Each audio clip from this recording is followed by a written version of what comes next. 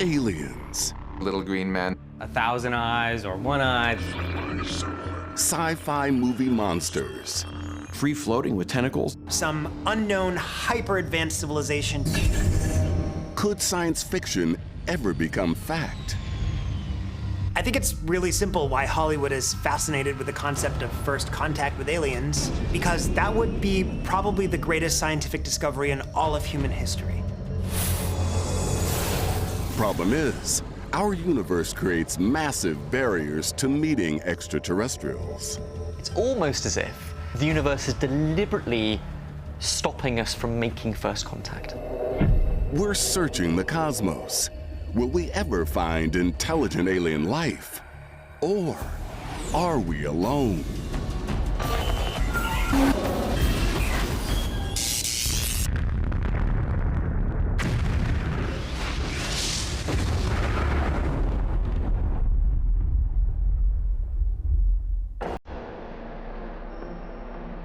Arecibo Observatory, Puerto Rico.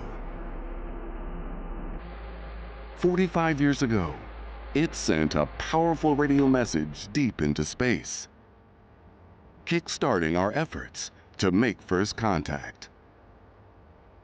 The Arecibo message was the first communication or attempt to communicate with a possible civilization out there in the galaxy or outside of our galaxy.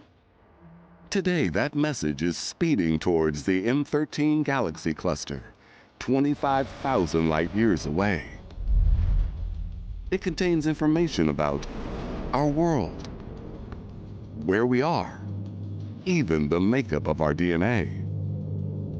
The purpose of this message was, of course, like trying to say hi, and also like to light up this question about, are we alone in the universe? But what chances are there that an intelligent alien race is out there, waiting to receive our message? Do I think there's other intelligent life out there in the universe? The answer is a resounding yes. Yes, I do. We know that life began on Earth pretty much as soon as our planet solidified. So why wouldn't that have happened somewhere else? If life has evolved on other worlds, just how many alien civilizations are out there that we could potentially contact? Astronomer Frank Drake developed an equation to help answer this crucial question. The Drake equation is a really admirable attempt to apply some quantitative reasoning to the probability or the possibility that there is life beyond the Earth. You multiply the star formation rate for stars in our galaxy times the number of planets that each star has, times the probability that you would have life forming on that planet, times the probability that that life form becomes intelligent. And they estimated that there were about 10,000 intelligent civilizations within our galaxy.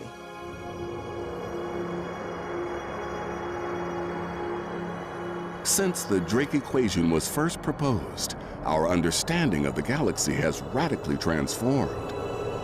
We have now discovered worlds outside our solar system.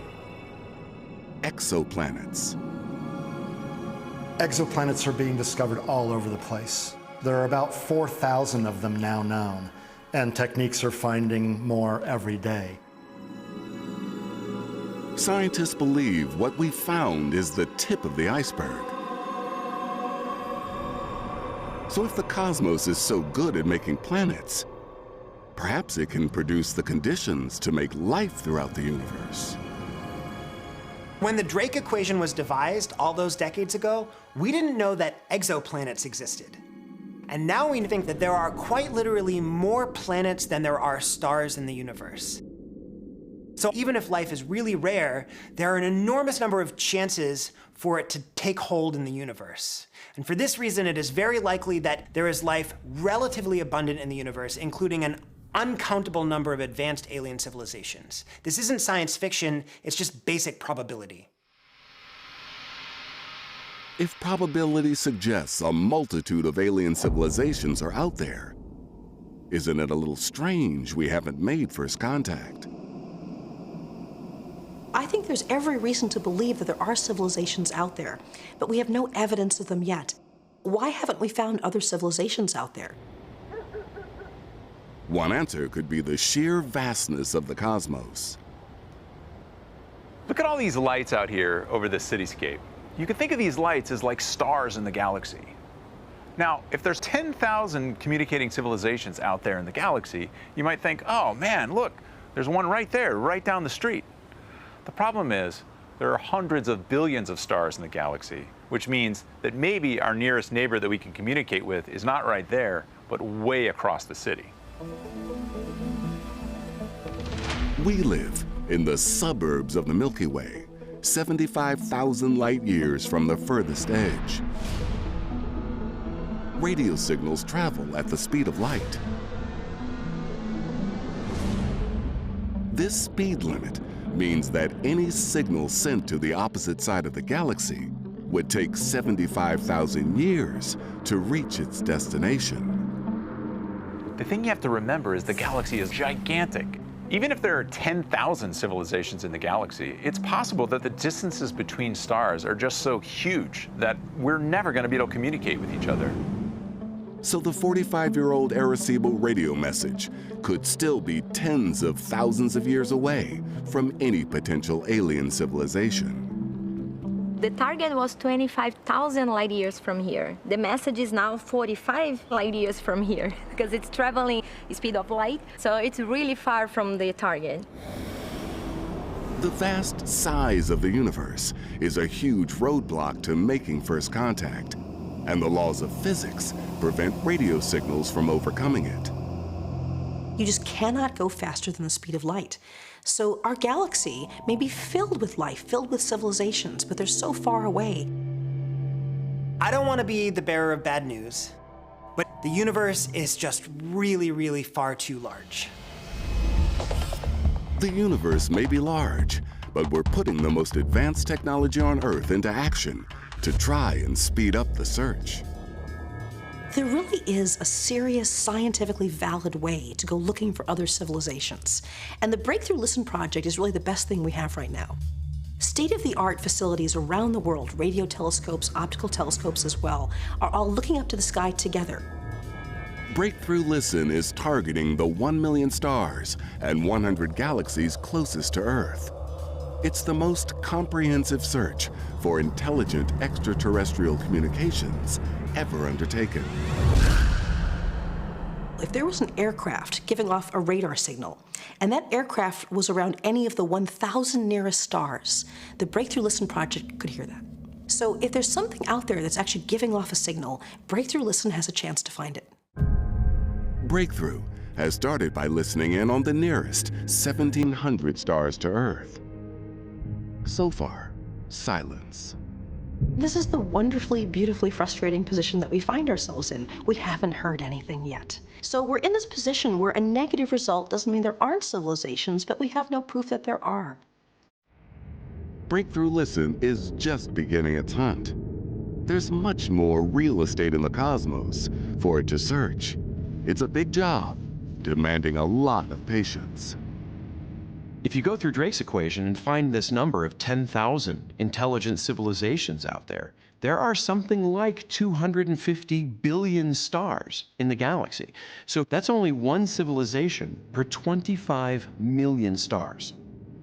That's a lot of cold calling. The size of our universe means we could be waiting a very long time to pick up any alien communication. But even if we pick up a signal, it may have arrived too late. If we do receive a message, given that it probably took years to get here, that civilization could be long gone. Are we simply too late? Have any aliens already died out? Earth has orbited the sun for over 4.5 billion years. Time enough for humankind to evolve into an intelligent and technologically advanced species. But compared to the age of the universe, planet Earth is just a kid. The Earth is over 4.5 billion years old, and we think it's taken this long to create the first technological civilization, us. There are star systems out there much older than we are. The universe is 13.8 billion years old.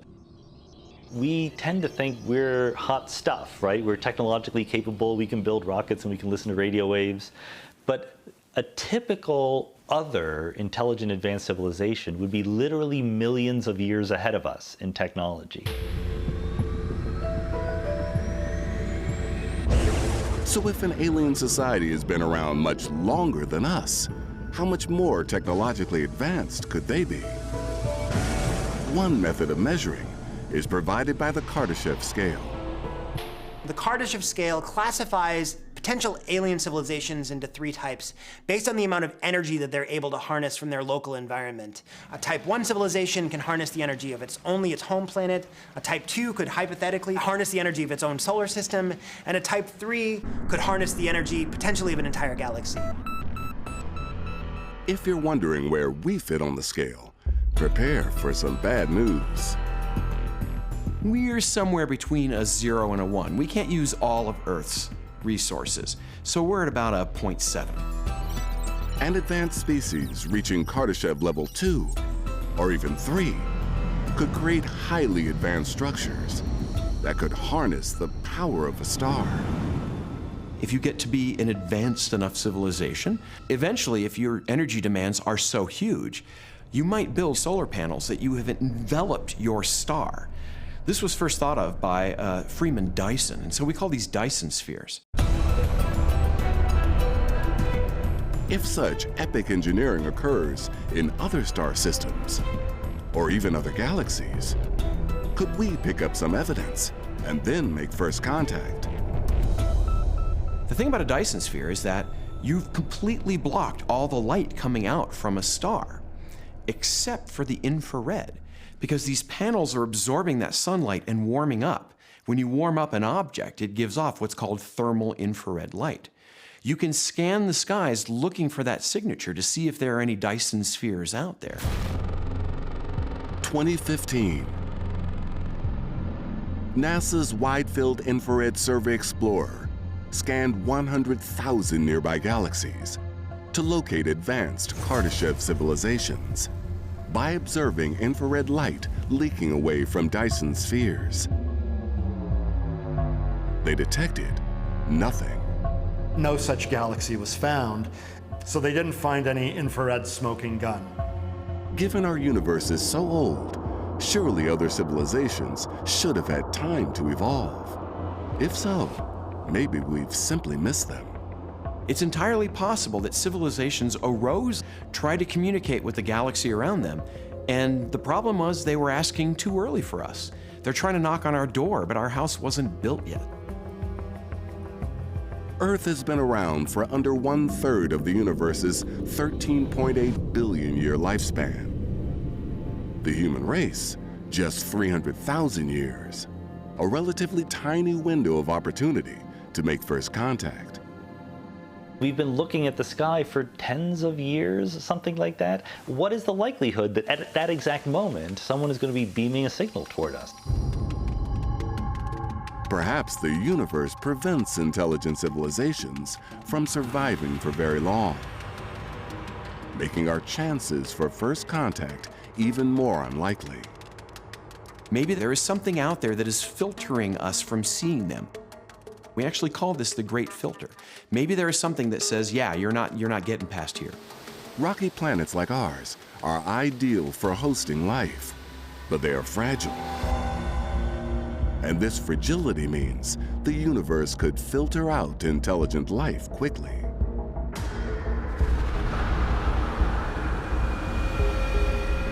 We've discovered very violent star explosions like gamma ray bursts. And these are powerful enough, they may sterilize planets, even across an entire galaxy. And even if intelligent species survive natural phenomena, they may still be filtered out by hitting self-destruct.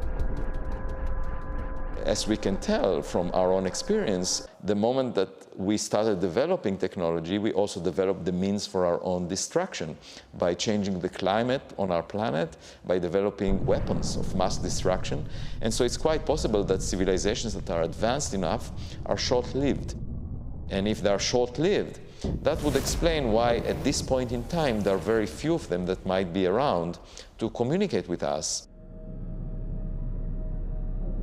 Finding the relics of an extinct alien civilization could be the ultimate cosmic warning for the human race. If we were to find a civilization out there that may have destroyed themselves by pollution or conflict, it would be almost like staring into a mirror, and it would be a very grim foreshadowing and maybe a lessons learned for us humans here on Earth. We can only hope that some advanced alien species escape the universe's deadly filter. But even if ET still exists out there, the odds remain stacked against first contact.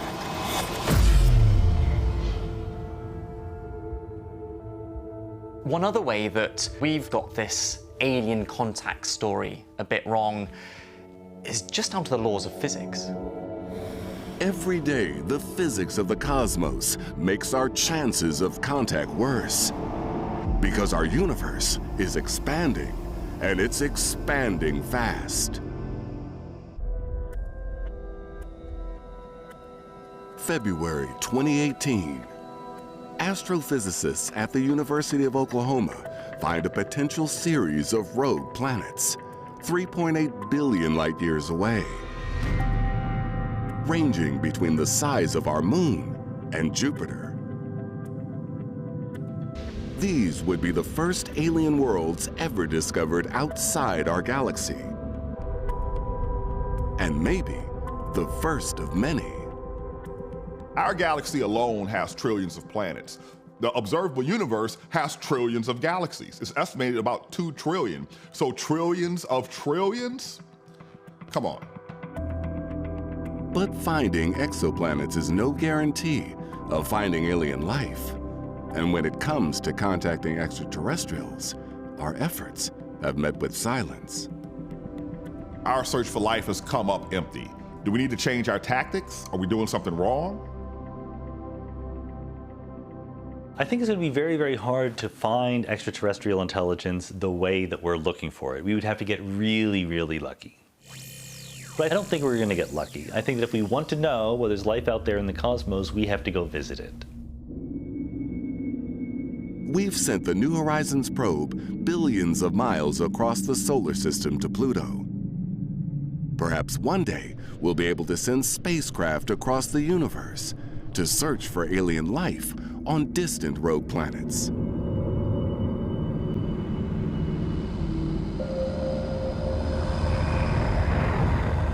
But if a craft left our galaxy to visit these new worlds, its mission would be tough, thanks to the physics of the cosmos. From our perspective here in the Milky Way, every galaxy is on average receding away from us. It looks like nobody likes us and is trying to get as far away from us as possible. This is because our giant universe is expanding. When we talk about the expanding universe, we don't mean that galaxies are doing something active to run away from one another. Actually, it's the underlying space that's expanding, and the galaxies are embedded in that, and that's what causes everything to move apart from everything else. The regions of the universe within 3 million light years of us are expanding at around 45 miles per second, over 160,000 miles per hour. So with our current technology, do we have any chance of actually seeing what these other planets are like? Well, think about the fastest and farthest things we have right now, like the Voyager spacecraft. They've been in space for more than 30 years, going incredibly fast, 38,000 miles an hour. 38,000 miles an hour is fast. But the closest galaxies to us are moving away over 4 times faster. And the further away a probe is sent to travel, the tougher its task. The thing about the expansion of the universe is that the farther away something is, the faster it's moving away from you. The more distant two objects are away from each other, the more space there is between them. And the more space there is between them, the more space there is to expand.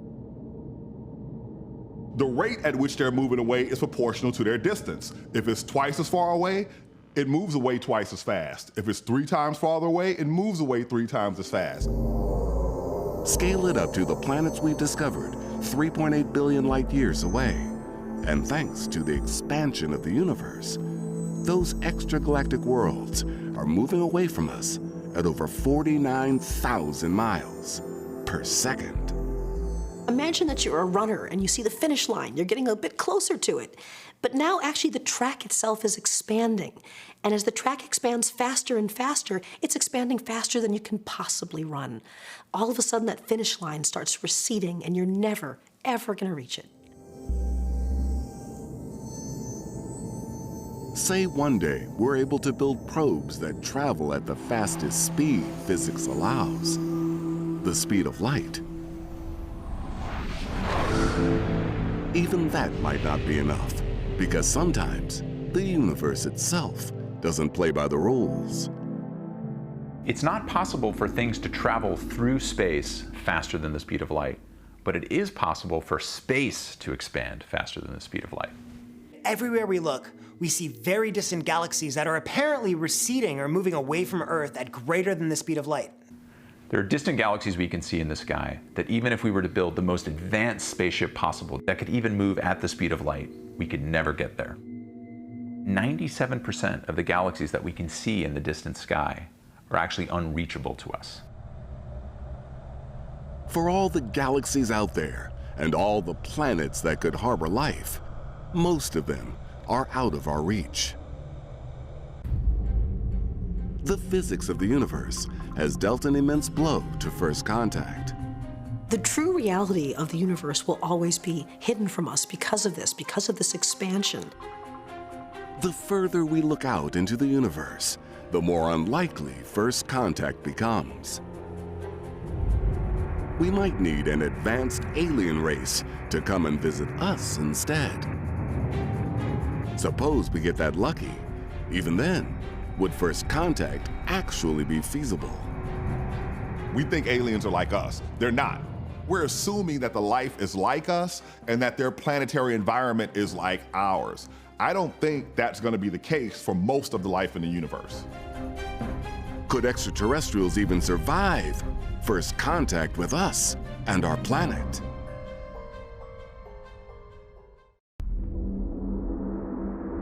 July 2019. The test satellite discovered a new alien world 31 light years from us, named GJ357d.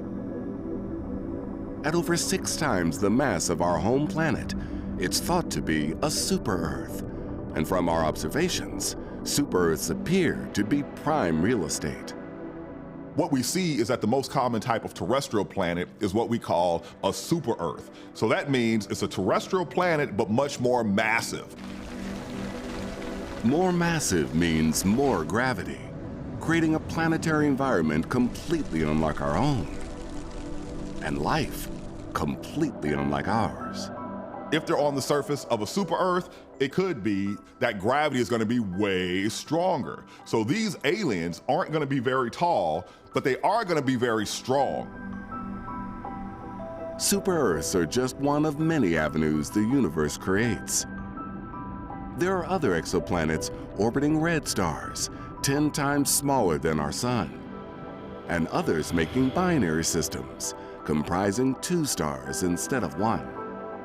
We see planets of all shapes and sizes around stars of all shapes and sizes of all sorts of configurations. The potential for life is much more rich and varied than we ever thought before. Retro rockets, 5 and 6, fire. Images of science fiction have fueled numerous fantasies of first contact, but our knowledge of the universe suggests reality could be far, far stranger. If anything, Hollywood has kind of constrained our imagination in terms of presenting so many aliens that basically look like, you know, humans wearing a rubber suit or something. Lower landing legs. We have to let go of this obsession that they're going to be anything like us. So if we're looking for two-legged dudes, forget it.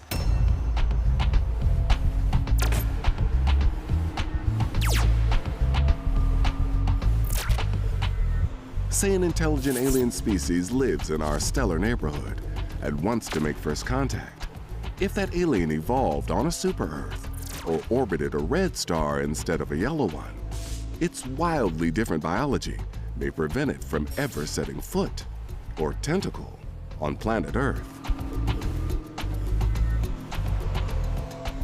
When you look at life here on Earth, it's almost as if it was custom made for this temperature, for these elements, for this environment. An exoplanet with conditions to support life could still be completely different than life here on Earth. What are things going to be like on an alien world which has a little bit more potassium, or is warmer than average on Earth, or has a thicker atmosphere? Each one of these small variations can mean a completely different ecosystem. So could an alien organism really adapt to our ecosystem when it lands on Earth? Maybe we haven't made first contact because they can't actually visit us. They could step through the airlock of their spaceship and onto the Earth and just find something toxic with our environment, some reason they're not compatible with the surface of the Earth. It's almost as if the universe is out there deliberately trying to stop us meeting any aliens. Biology creates another obstacle for making first contact. But as planetary scientist Janie Radabaugh finds, even life on Earth can get really weird, taking extreme measures to adapt to a potentially hostile environment. This is the Great Salt Lake. It is the remains of what used to be a much larger lake in the past, and when it evaporated away, it left behind all of the salt. The Great Salt Lake is nearly 10 times saltier than the Earth's oceans. The extreme salt content should make it an inhospitable place for life. Despite this, there are organisms thriving in the water. As we look at life in this vast lake and find that there are billions of microbes living here in this unexpected environment, then we start to realize, well, life forms in ways that we just don't expect, in places we don't expect. Microbial life, known as extremophiles, have developed an ingenious way to survive in the lake. They actually use these solar-powered pumps to pull the salt out of their cells so that they can operate more normally. But in order to do that, they have to live very close to the surface, which means they get a huge amount of UV radiation. So all this pink color that you see behind me is actually the pink of the organisms, and it's sort of like a built-in sunscreen that helps protect them against the UV radiation. Extremophiles are rewriting our expectations on where life can survive on Earth. Could alien biology be much more resilient than we think? These extremophiles should be a little reminder that we haven't been thinking big enough. Maybe ET could readily adapt to our environment. Or perhaps they've got other ideas, using technology to overcome any biological barriers. Maybe the first aliens we meet will be robots. They can build much more powerful life if they don't limit themselves to meat bags. Advanced aliens could have left their biological brains and bodies behind, traveling instead as mobile artificial intelligence. We tend to think of intelligence and consciousness as something mysterious that can only exist inside of biological organisms like us, and somehow therefore can't be copied. But what's given us the whole AI revolution, right? The idea that no, intelligence, and probably consciousness too, is just information processing, and it's just the information processing that really matters. Perhaps an alien would be able to download its consciousness into some sort of computer and travel as a disembodied consciousness. In this state, you'd be essentially immortal. Even if robotic probes are heading for Earth, there's another barrier awaiting us: language. If we do make contact with aliens, are we going to be able to understand each other? Can we communicate? There are around 7,000 languages spoken around the world, each with different sounds and structures. And on top of that, there are other species entirely. I think one of the things that should make us very humble when it comes to communicating with other civilizations is just how much trouble we have communicating with other intelligences on our planet, intelligent animals. Now imagine how much harder it would be to communicate with a life form that's come from a completely different planetary environment. If I were to base my perspective just on movies, I would think that interspecies communication would be easy and frequent and often. But that's not the reality. Science fiction movies will always take shortcuts, that whether it's traveling faster than the speed of light or cheap and easy and instantaneous communication between races. You know, you put something in your ear and suddenly you have a universal translator. The real world would not be that easy. If we were to try to speak English or Spanish or Italian to an alien civilization, those languages are far too steeped in our local history on Earth to be even remotely recognizable or decipherable to an alien civilization. Overcoming the language barrier between humanity and an intelligent alien race may require us to take some baby steps. We have intelligent creatures on Earth. They may not be advanced technologically, if you want to use that phrase. They live in the water, you know, whales, dolphins, they're very intelligent, social animals. They communicate with each other. We have the gorilla, Coco, that was communicated with using hand symbols. We use our own human speech to talk to our dogs and they respond. We have these birds that can mimic our human speech. So I think everything is on the table. Hello, hello. Perhaps we can practice on how to communicate with aliens by communicating with different species here on Earth. Despite all our potential differences, we'll need to find common ground with ET to make first contact happen. If we're just dumber than the other civilization, there's going to be some things that they can never get us to understand, no matter how hard they try. You know, I love cats. They're so smart, but there's no way I can ever explain to a cat what the point is when I'm sending a text message. But if we do make contact with another civilization that's reached the point of making computers and telescopes and spaceships, I think we'll have no problem getting a common language and communicating about basic science. And the limit will instead be set by whoever's intelligence is lower. So it's possible an advanced species could find ways to face the challenges of first contact. But if an alien civilization is out there and more advanced than us, could there be an even bigger issue at play? Maybe the reason that intelligent aliens haven't ever come to the Earth to visit us is maybe we're just not that interesting. Is the biggest barrier for first contact the fact that aliens don't actually want to meet us?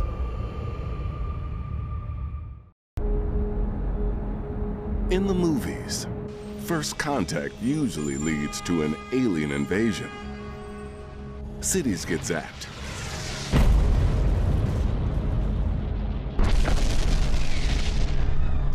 Humanity faces annihilation. Maybe ET calling isn't such a good thing after all. Imagine if we got an intergalactic email from, you know, superioraliencivilization.org, say, hey, we're gonna show up in 30 years. Would we just be like, oh, well, let's get back to watching our reality TV shows and worry about that when they get here? No, we would seriously freak out. People might freak out. But the truth is, we've been signposting our location into the cosmos for decades. The Earth has been a detectably technological world for about 100 years. We've been broadcasting signals, and yet that apparently hasn't attracted anyone's attention. It's pretty noteworthy that none of them has shown any interest when they could have turned Earth into a parking lot if they wanted, right? Perhaps no one has redeveloped planet Earth because an advanced civilization simply doesn't want to make first contact. Frankly, if they're that intelligent, they're not going to be very interested in us. So maybe that's why they haven't bothered to make contact. And if the alien is that advanced, we're probably not very interesting to it.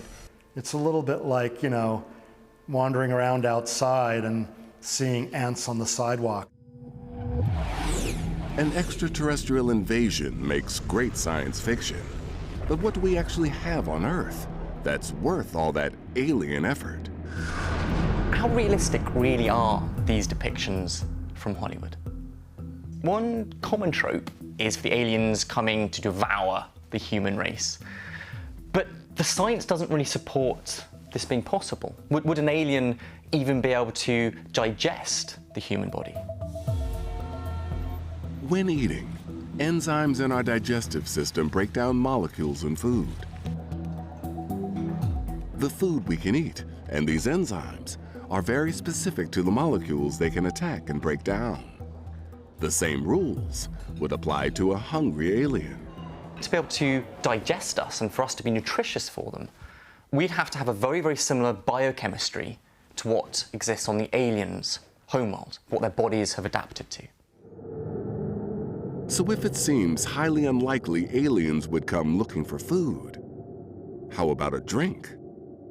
In order for life as we know it to exist, one needs liquid water.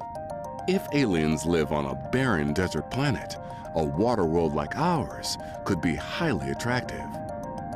While we call ourselves the blue planet, our oceans are not unique.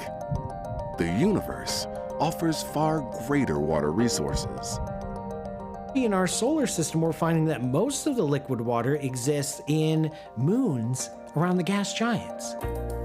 We believe Jupiter's moon, Europa, has a layer of water ice around 15 miles thick, floating on an ocean up to 100 miles deep. This single moon may have twice as much water as all Earth's oceans combined. Europa is the water world of our solar system and not the Earth. So if you were an alien looking for water, you wouldn't bother going to a big planet like the Earth to suck it up through some kind of giant straw. You'd go to the outer solar system. You might harvest icy moons. Instead of working against the powerful gravitational pull of Earth, an alien race could draw water from Europa, where gravity is almost 10 times weaker. So, what other resources have we got to offer? Maybe aliens come to strip mine the Earth's crust for metals, iron or titanium or platinum. Aliens might use these metals for exactly the same things that we do, for building spaceships, for building their technology.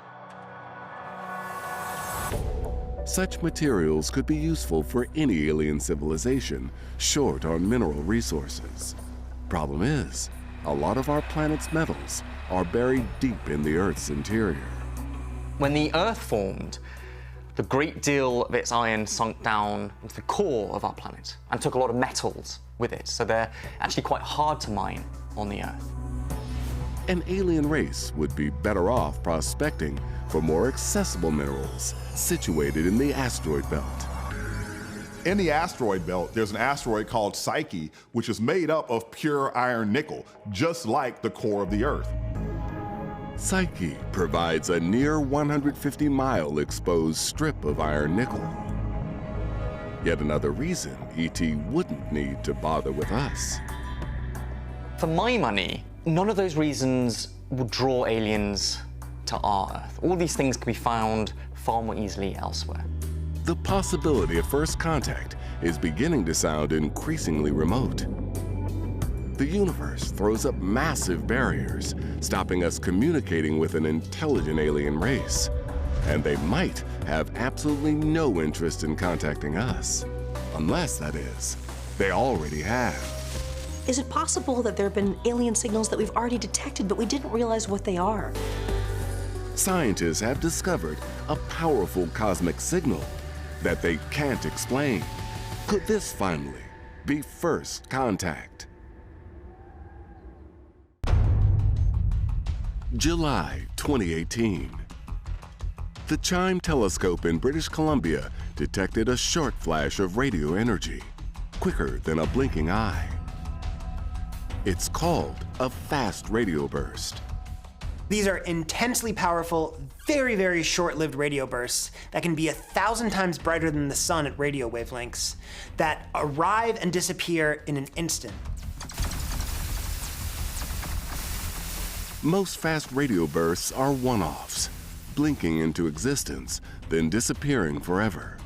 But not this one. A few days later, scientists caught the flash again. The amount of energy that it takes to produce a burst like this, for us to detect it here on Earth from billions of light years, is immense. And we've run across things like this before. Exploding stars, gamma ray bursts. These are all very strange objects. But that does not explain these because some of these fast radio bursts repeat. So whatever it is that can generate this kind of energy, it can do it more than once. Light comes in many different wavelengths. Radio waves are the longest, making them good for long-distance communications. We've used radio waves for over 100 years, from wireless radio to TV, from cell phone calls to communications with space probes. Could alien civilizations be using radio waves, but on a much larger scale? What if we already intercepted alien communications, but we just don't know it? Our radio television signals only use a very narrow band of radio spectrum. Fast radio bursts are different, and that's a problem. Here's the thing about fast radio bursts. They are emitting a broad range of wavelengths, so it's not the best way to communicate. If these are aliens, they're not very smart aliens. It turns out broad-range wavelengths are easy to distort. Think of it as a race. Each runner is carrying a piece of the signal.